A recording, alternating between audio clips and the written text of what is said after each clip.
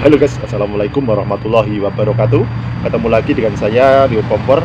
Kali ini saya akan memberikan sedikit edukasi tentang cara mengatasi kebakaran yang diakibatkan karena adanya gas bocor atau bahkan saat kita memasang rangkaian rangkaian dari tabung menuju ke kompor itu mengalami kebocoran. Nah, kali ini saya akan jelaskan bagaimanakah cara mengatasi saat terjadinya kebakaran tersebut.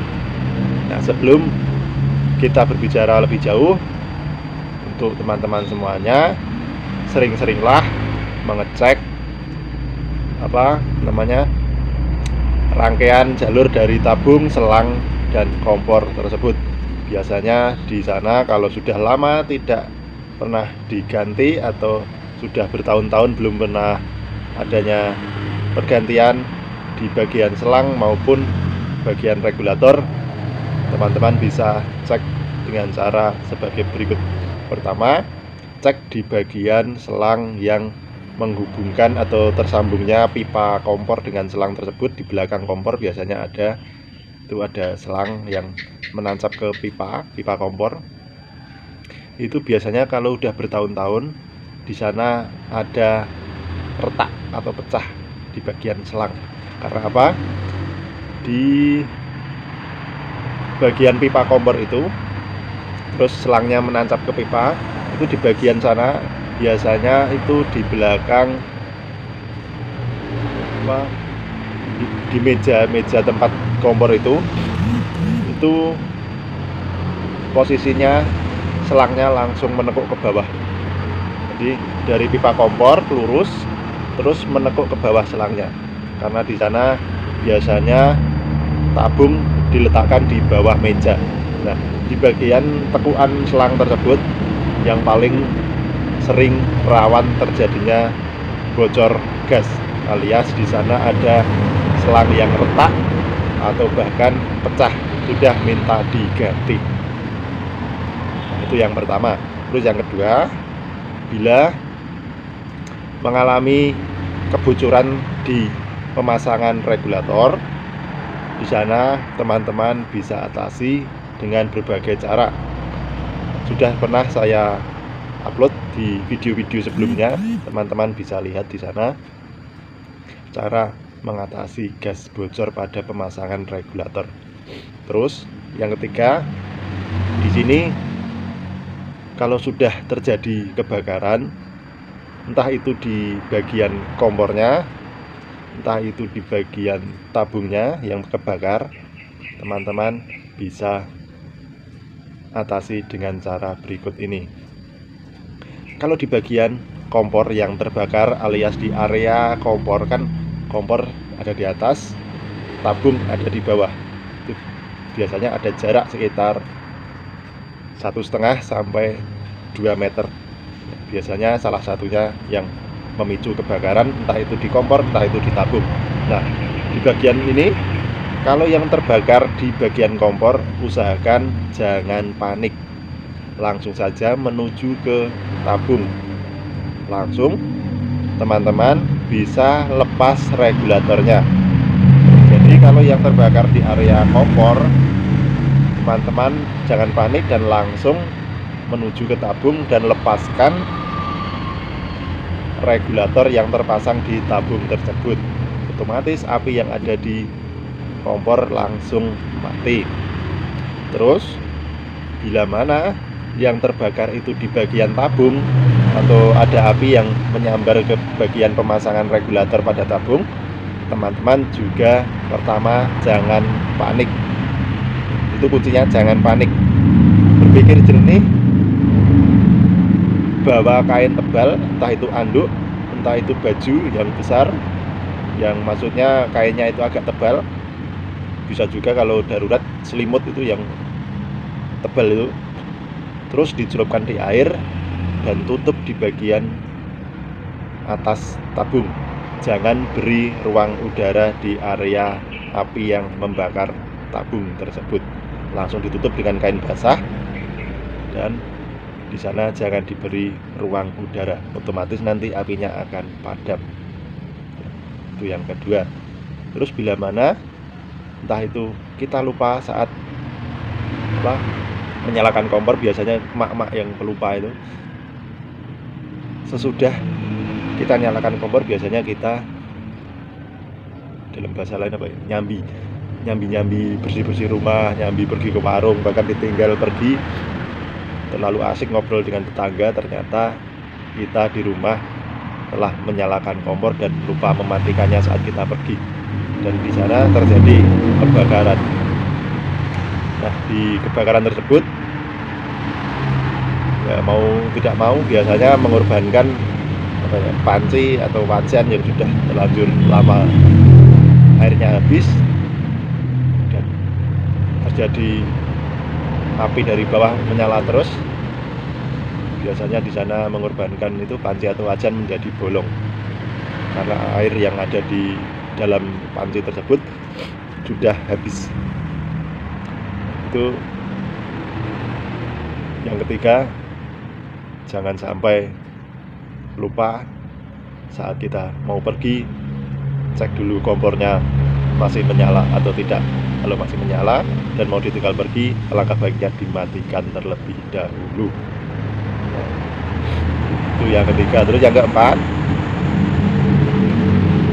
bila terjadi gas bocor di area dapur di ruangan tertutup dan kita sehabis pulang kerja, biasanya bau-bau gas yang terdapat di dapur itu biasanya di ruangan itu sudah akan tercium bau gas. Nah, langkah apa yang harus kita lakukan untuk tidak terjadi hal-hal yang tidak diinginkan? Di sini kalau ada gas bocor seperti itu, usahakan kalau ada ventilasi udara, langsung buka ventilasi udara seperti jendela atau pintu, itu langsung dibuka saja. Saran saya pertama, kalau ada gas bocor di area ruangan tertutup seperti itu, jangan sekali-kali menyalakan alat elektronik. Karena apa? Sudah pernah kejadian di situ ada gas bocor yang terjadi karena pemasangan regulatornya kurang pas. Jadi di sana terjadi mendesis gas bocor selama seharian ditinggal kerja. Selama seharian tersebut gas itu masih mendesis, bocor halus, dan saking lamanya, yaitu ya 8 jam atau 9 jam ditinggal kerja, di area dapur tersebut sudah menggumpal gas yang bocor tersebut. Nah, si pemilik pulang kerja masuk dapur bau gas. Sudah benar membuka ventilasi udara atau jendela, tapi dia tidak berpikir panjang, malah ingin supaya gas tersebut cepat-cepat keluar dari ruangan tersebut dengan cara menyalakan kipas angin. Dia menyalakan kipas angin tersebut, dia berpikir supaya gasnya cepat keluar. Padahal saat menyalakan kipas angin tersebut, dia mencolokkan stop kontak, itu mengalami percikan api. Jadi saat kita masukkan stop kontak seperti itu, colokan, itu ada percikan api kecil dari situ. Walaupun cuma celek gitu, biasanya ada percikan api di bagian colokan tersebut karena gesekan main plus atau bahkan ya nyambung-nyambung tidak, itu bisa mengakibatkan percikan api. Nah, dari percikan api saat kita mencolokkan stop kontak dari yang untuk menyalakan si kipas itu, percikan itu langsung menyambar gas di area itu, langsung bem, seperti apa ya, api menyambar cepat bem gitu. Dan ya, di bagian kaki dan tangan-tangan seperti ini langsung kebakar. Jadi hal seperti itu jangan sampai kejadian pada diri kita. Jadi saat ada gas bocor di ruangan tertutup atau dapur seperti itu, jangan sekali-kali menyalakan elektronik, entah itu kipas, entah itu TV, entah itu yang biasanya di dapur, alat-alat elektronik seperti blender. Nah, blender itu menggunakan listrik, itu bukan blendernya yang mengakibatkan kebakaran, tapi saat kita menancapkan colokan atau stop kontak itu pasti ada percikan kecil, seperti saat kita bermain korek itu ada percikan api. Nah, percikan api itulah yang mengakibatkan kebakaran saat di sekitar ruangan itu ada gas yang menggumpal. Jadi gambaran-gambaran seperti ini perlu kita cermati.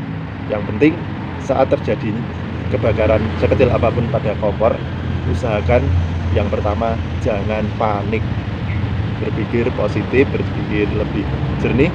Bagaimanakah solusinya? Solusinya ya sudah saya jelaskan dari awal tadi. Kalau di kompor, copot regulatornya. Kalau di bagian regulator yang terbakar, bawa kain basah untuk menutupinya, terus dimatikan. Kalau ada gas yang menggumpal di area dapur atau ruangan tertutup, jangan pernah bermain korek atau bahkan mau menyalakan elektronik, karena percikan sekecil apapun bisa memicu kebakaran kalau di ruangan itu ada gas yang menggumpal.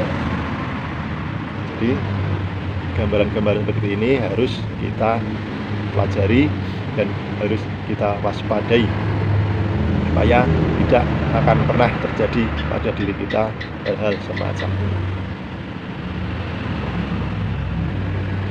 Seperti inilah edukasi dari saya, semoga bermanfaat. Walaupun sederhana, semoga menjadi gambaran untuk kita semua. Dan saya garis bawahi, tidak akan pernah terjadi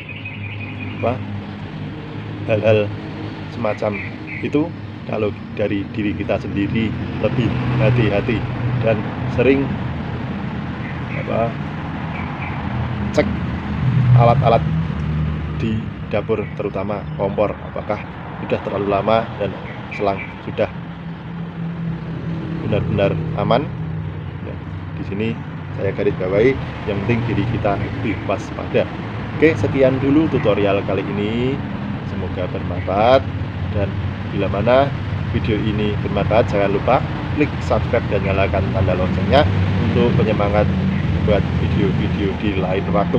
Oke, saya akhiri. Wassalamualaikum warahmatullahi wabarakatuh.